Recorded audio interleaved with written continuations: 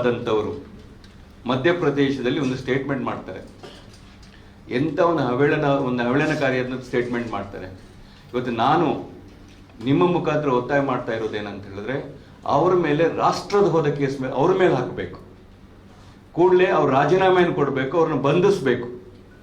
ಒಂದು ದೇಶಕ್ಕೋಸ್ಕರ ತನ್ನ ಪ್ರಾಣ ತ್ಯಾಗವನ್ನು ಮಾಡಲಿಕ್ಕೆ ಹೊರಟಂತಹ ಒಂದು ಮುಸ್ಲಿಂ ಮಹಿಳೆಯ ಮೇಲೆ ಇವತ್ತು ಅವ್ರು ಹೇಳ್ತಾ ಇದ್ದಾರೆ ಭಯೋತ್ಪಾದಕರ ಸಹೋದರಿ ಅಂತ ಹೇಳ್ಬಿಟ್ಟು. ಬಟ್ ನಾನು ಹೆಮ್ಮೆಯಿಂದ ಹೇಳ್ತೀನಿ, ಅವಳು ನಮ್ಮ ಕರ್ನಾಟಕ ರಾಜ್ಯದ ಹೆಮ್ಮೆಯ ವೀರ ಸೊಸೆ ಅಂತ ನಾವು ಹೇಳ್ತೀವಿ. ತನ್ನ ಇಡೀ ಪ್ರಾಣವನ್ನ ತ್ಯಾಗ ಮಾಡಲಿಕ್ಕೆ ಬಿಟ್ಟು ಅವ್ರು ಹೋಗುವಂಥವ್ರನ್ನ ಈ ರೀತಿ ಇವ್ರು ಹೇಳ್ತಾರೆ ಅಂತ ಇವರ ಮನಸ್ಥಿತಿ ಯಾವ ರೀತಿ ಇರ್ಬೋದು ಹಾಗಾದ್ರೆ? ಅದು ಯಾರು ಹೇಳಿರೋದು? ಅವರು 8 ಸಲ ಶಾಸಕರಾದಂಥವ್ರು, ಬಿಜೆಪಿ ಅತ್ಯಂತ ಒಬ್ಬ ಹಿರಿಯ ಶಾಸಕ. ಅವರ ಮನಸ್ಥಿತಿ ಯಾವಾಗಿರ್ಬೋದು? ಈ ಅನ್ನ ಬೆಂದಿದೆ ಅಂತ ಹೇಳಿ ಇಡೀ ಅನ್ನವನ್ನು ನೋಡಬೇಡಿ, ಒಂದು ಅನ್ನದ ಅಗಳನ್ನು ನೋಡಿದ್ರೆ ಸಾಕಂತೆ. ಆ ರೀತಿ ಈ ಭಾರತೀಯ ಜನತಾ ಪಕ್ಷದ ನಾಯಕರುಗಳು ಎಂತೆಂಥ ಹೇಳಿಕೆಗಳನ್ನು ಕೊಡ್ತಾ ಇದ್ದಾರೆ. ಅವರ ಮನಸ್ಥಿತಿ ಎಂಥ ಮನಸ್ಥಿತಿ ಆಗಿರ್ಬೋದು? ಅದರ ಬಗ್ಗೆ ಇವತ್ತು ಸಂಪೂರ್ಣವಾಗಿ ನಾವು ಖಂಡನೆಯನ್ನು ಮಾಡ್ತಾ ಇದ್ದೀವಿ. ಯಾರ್ಯಾರ ಮೇಲೆ ಇವರು ರಾಷ್ಟ್ರದ್ರೋಹದ ಕೇಸನ್ನು ಹಾಕ್ತಾರಲ್ಲ, ಇವತ್ತು ಪ್ರಪ್ರಥಮವಾಗಿ ರಾಷ್ಟ್ರದ್ರೋಹದ ಕೇಸನ್ನು ಅವ್ರ ಮೇಲೆ ಹಾಕಬೇಕು, ಅವ್ರನ್ನ ಬಂಧಿಸಬೇಕು ಅಂತ ಹೇಳಿ. ಏನ್ ಸರ್? ಸರ್ ಅದು ನನಗೆ ಗೊತ್ತಿಲ್ಲ ಅಂತ ಹೇಳ್ತಾ ಇದ್ದೀನಲ್ಲ ಸರ್. ಗೊತ್ತಾದ್ರೆ ಖಂಡಿತವಾಗಿ ಯಾರೇ ಆಗಲಿ 100% ಕೇಳ್ತೀವಿ. ಯಾಕೆ ಕೇಳಬಾರ್ದು ಅಂತ ಇದೆ? ಒಂದು ವೇಳೆ ನಮಗೆ ಗೊತ್ತಾಯ್ತು ಅಂತ ಹೇಳಿದ್ರೆ ಖಂಡಿತವಾಗಿ ಅವ್ರ ಬಗ್ಗೆ ಕೇಳ್ಕೊಡ್ತೀನಿ. ಸರ್, ಇನ್ನೊಂದು ವಿಷಯ ನಾನು ನಿಮಗೆ ಹೇಳಬೇಕಾಯ್ತು ಅಂತ ಹೇಳಿದ್ರೆ, ಈ ವಾರ್ ನಡೀತಾ ಇರ್ಬೇಕಾದ್ರ, ಯುದ್ಧ ನಡೀತಾ ಇರ್ಬೇಕಾದ್ರ ಇದಕ್ಕೆ ಅಫಿಷಿಯಲ್ಲು ನಮ್ಮ ವಾಟ್ಸಪ್ ಯೂನಿವರ್ಸಿಟಿ ಅವರು ಏನಾದರೂ ಅದಕ್ಕೆ ಸ್ಪೋರ್ಟ್ಸ್ ಮ್ಯಾನ್ ಆಗಿದ್ರ ಅಂತೇಳಿ ಒಂದು ಅನುಮಾನ ಇದೆ ಸರ್. ಯಾಕೆ ಅಂತ ಹೇಳಿದ್ರೆ ಒಂದು ವಿಡಿಯೋ ನೋಡ್ತಾ ಇದ್ವಿ ನಾವು. ಆ ವಿಡಿಯೋದಲ್ಲಿ ಏನಿತ್ತು ಅಂತ ಹೇಳಿದ್ರೆ, ಭಾರತ ಮತ್ತು ಪಾಕಿಸ್ತಾನದ ಯುದ್ಧದ ಭವಿಷ್ಯ ನುಡಿತಾ ಇದ್ರು. ಯಾವ ರೀತಿ ಅಂತ ಹೇಳಿದ್ರೆ 1.0 ಸಿಂಧೂರು ಮುಗೀತಂತೆ ಟಾರ್ಗೆಟ್ ಅಲ್ಲಿ, ಎರಡನೇದು 2.0 ಇದೆ ಅಂತೆ, ಮೂರನೇದು all out programme, all out targets ಅಂತೆ. ಅದು ಅಂತ ಹೇಳಿದ್ರೆ ಅದು 4 ಪೀಸ್ ಆಗುತ್ತಂತೆ. 4 ಪೀಸ್ ಆದಾಗ ಒಂದು ಪೀಸ್ ಬಲೋಚಿಸ್ತಾನ, ಎರಡನೇದು ಹಿಂದೂಸ್ತಾನ, ಮೂರನೇದು POK, 4 ಅನ್ನೋದು ಪಾಕಿಸ್ತಾನ ಅಂತ ಹೇಳಿ. ಪಾಕಿಸ್ತಾನ ಅಂತ ಹೇಳಿ ಪಾಕಿಸ್ತಾನ ಇರೋದಿಲ್ಲ ಅಂತ ಹೇಳ್ಬಿಟ್ಟಿದ್ದೆ. ನಾನು ವಾಟ್ಸಪ್ ಯೂನಿವರ್ಸಿಟಿ ಇದು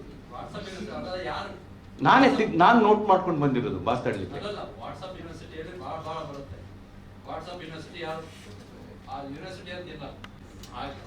ಎಸ್, ನಾನು ಹೇಳ್ತಿರೋದು ಆಯ್ತಾ, ಸ್ಪೆಸಿಫಿಕ್ ಆಗಿ ಹೇಳ್ತಾ ಇದ್ದೆ. ಅದನ್ನ ಹೇಳ್ತಿದ್ದೆ, ನೀವು ಈಗ ಕೇಳಿದ್ರಿ. ಅದನ್ನ ಇಲ್ಲಿದ್ರೆ ನಾವು ಹೇಳ್ತಿದ್ವಿ ನಾವು. ಯಾಕಂತ ಹೇಳಿದ್ರೆ ಅಲ್ಲ, ಅವ್ರಿಗೆ ಹೇಳ್ತಾ ಇರೋದು ಇನ್ನೊಂದು ಬಹಳ ಹೇಳ್ತಿದೆ. ಅನ್ನೋನ್ ಗನ್ಮ್ಯಾನ್ಗಳು ಇದ್ರಂತೆ, ಅವರು ಆಫ್ಘಾನಿಸ್ತಾನದಿಂದ ಅವ್ರನ್ನ ಕಳಿಸ್ಬಿಟ್ಟು ಅವ್ರನ್ನ ಟಾರ್ಗೆಟ್ ಮಾಡ್ತಿದ್ರಂತೆ. ಈ ರೀತಿ ಎಲ್ಲ ಹೇಳ್ತಾ ಇರ್ತಾರಲ್ಲ ಸರ್. ಇದಕ್ಕೆ ಏನಾದ್ರು, ಯಾಕೆ ಅಂತ ಹೇಳಿದ್ರೆ ನೀವು ಸೈನಿಕರಿಗಿಂತ ಮುಂಚೆ ಇವ್ರಿಗೆ ಏನಾದ್ರು ನ್ಯೂಸ್ಗಳು ಬರ್ತಾ ಇದ್ದ, ವಕ್ತಾರರಾಗಿದ್ರ ಇವ್ರುಗಳು ಯಾವ ರೀತಿ ಪ್ರಚೋದನೆಯನ್ನು ಮಾಡ್ತಾ ಇದ್ರು? ನಿಜವಾಗಿ ದೇಶದ್ರೋಹದ ಕೇಸ್ಗಳು ಯಾರ ಮೇಲೆ ಹಾಕಬೇಕು?